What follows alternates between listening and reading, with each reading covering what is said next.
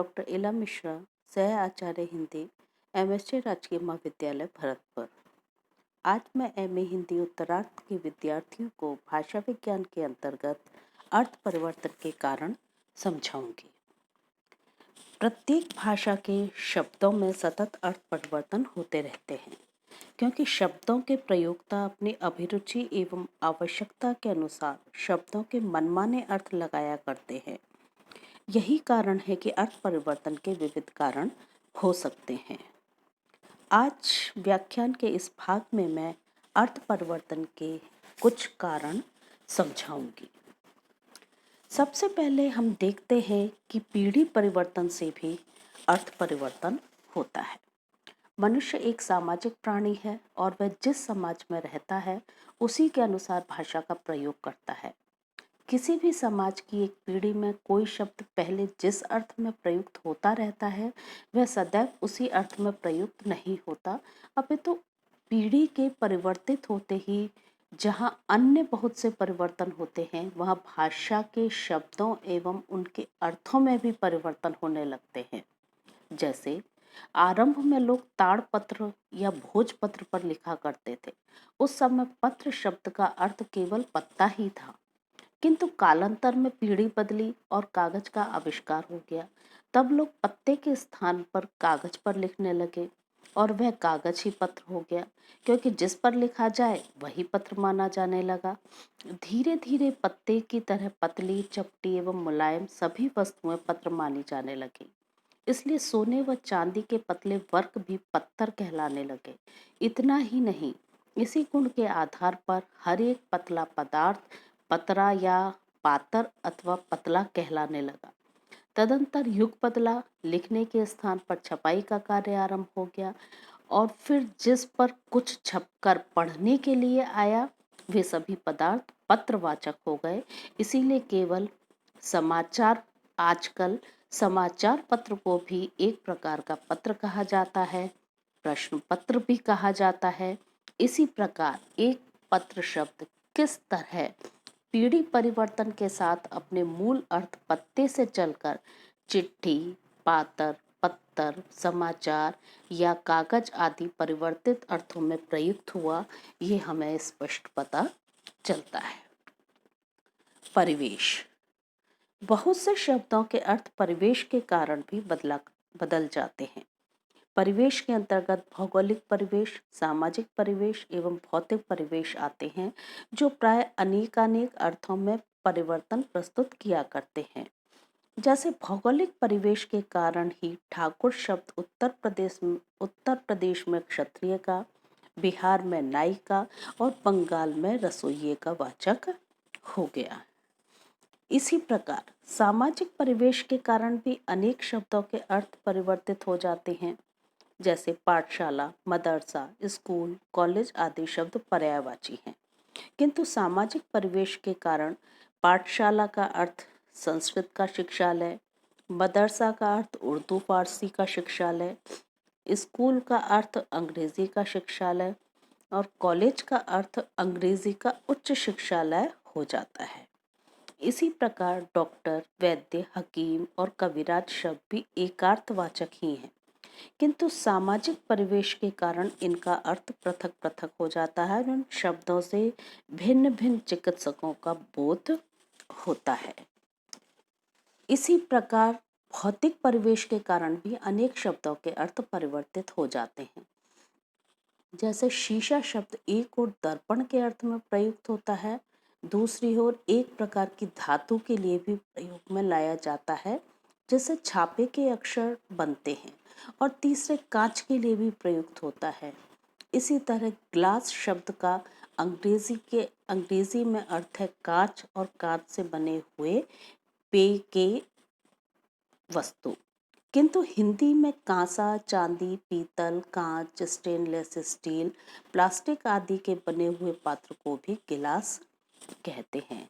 इस प्रकार हम देखते हैं कि परिवेश के कारण भी शब्दों के अर्थ परिवर्तित होते रहते हैं।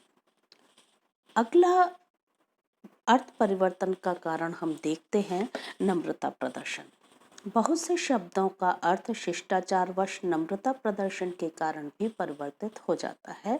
जैसे बहुत से लोग नम्रता के कारण ही अत्यंत संपन्न एवं धनाढ्य होते हुए भी अपने घर को गरीब खाना और दूसरे दीनहीन एवं गरीब व्यक्ति के घर को दौलत खाना कहा करते हैं।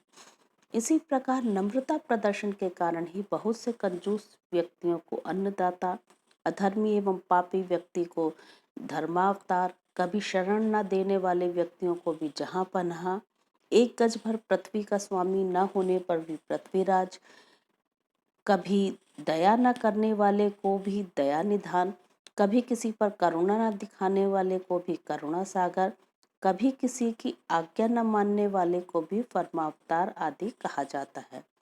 ऐसे ही शिष्टाचार वश जब किसी व्यक्ति के आगमन पर कहा जाता है कि आपने कैसे कृपा की, कैसे स्मरण किया, किधर से रास्ता भूल पड़े आदि, तो यहाँ भी नम्रता प्रदर्शन ही अर्थ परिवर्तन का कार्य करता है।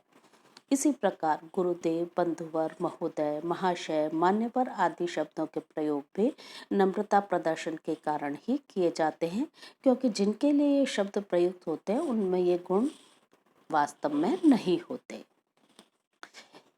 भावावेश। अनेक शब्दों के अर्थ भावावेश के कारण भी परिवर्तित हो जाते हैं।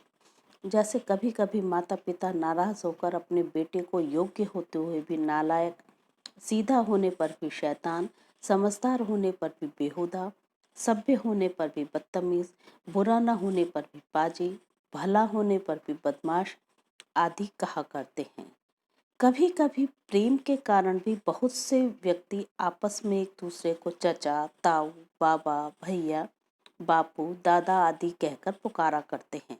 इन सभी शब्दों का अर्थ पारिवारिक संबंधी न होकर संबोधन मात्र है, जो भावावेश के कारण अर्थ परिवर्तन की ओर संकेत करते हैं। अर्थ परिवर्तन का अगला कारण है लाक्षणिकता व आलंकारिकता। बहुत से शब्दों का अर्थ लाक्षणिक एवं आलंकारिक प्रयोगों के कारण कुछ का कुछ हो जाता है। जैसे किसी दुष्टा स्त्री को सांपिन कहना, अविवेकी व्यक्ति को काट का उल्लू कहना, नासमझ को गधा कहना, सीधे साधे व्यक्ति को गऊ कहना, चालाक व्यक्ति को कौवा कहना, खतरनाक को काला नाग कहना, अधिक खुशामदी को चमचा कहना, मूर्ख एवं गंदे व्यक्ति को अपशब्द से पुकारना, बुद्धिहीन को बैल कहना, स्थूलकाय को हाथी कहना, डरपोक को गीदड़ कहना, बहादुर व्यक्ति को शेर कहना, अधिक लालची को कुत्ता कहना, विद्वान को बृहस्पति कहना, सुंदर को चंद्रमा कहना आदि लाक्षणिक एवं आलंकारिक प्रयोग है, जिनसे स्पष्टतः अर्थ परिवर्तन हो जाता है। ऐसे ही आरे के दांत, घड़े का मुंह, सुराहीदार गर्दन, नाव का पेट, नारियल की आंख, कुत्ते की पूंछ, ऊंट की टांग, सारंगी के कान, पत्थर का दिल, वज्र की छाती, बिल्ली के पांव, सुई का मुंह, चने की नाक, बेपेंदी का लोटा, घड़ी के हाथ आदि आलंकारिक प्रयोग भी अर्थ परिवर्तन में सहायक होते हैं। ऐसे ही गहरी बात, सजीव चित्रण, मीठा बोल, रूखी हंसी, नीरस काव्य, सरस बात, कटु अनुभव, मधुर संगीत आदि प्रयोगों में भी लाक्षणिकता एवं आलंकारिकता के कारण अर्थ परिवर्तन दृष्टिगोचर होता है। व्यंग। साहित्य में व्यंग भी अर्थ परिवर्तन का कारण बनता है। बहुत से शब्दों के अर्थ परिवर्तन में व्यंग का भी अत्यधिक हाथ होता है। व्यंग में उच्चारित शब्द केवल दूसरों पर आक्षेप ही नहीं करते, अपितु उस व्यक्ति के मर्म पर भी प्रहार करते हैं जिसके लिए उनका उच्चारण किया जाता है। वे व्यंगपूर्ण शब्द प्राय विपरीत अर्थ के द्योतक होते हैं। जैसे यदि अंधे को नैनसुख, कंजूस को दानवीर कर्ण, कुरूप को कामदेव, अत्याचारी को भगवान राम का अवतार, अधर्मी को साक्षात युधिष्ठिर या धर्मावतार, बुद्धिहीन को बृहस्पति आदि कहें, तो यहाँ सर्वत्र अर्थ परिवर्तन के दर्शन होते हैं। ऐसे ही यदि किसी देर से आने वाले छात्र को अध्यापक बहुत जल्दी आए कहता है, या किसी शरारती छात्र को बहुत सीधा लड़का है कहता है, अथवा किसी चोर छात्र को बड़ा ईमानदार लड़का है आदि कहता है, तो यहाँ भी व्यंग्य द्वारा अर्थ परिवर्तन दिखाई देता है। मैं अपना आज का व्याख्यान यहीं समाप्त करती हूँ। अर्थ परिवर्तन के शेष कारण मैं अगले व्याख्यान में आपको समझाऊंगी।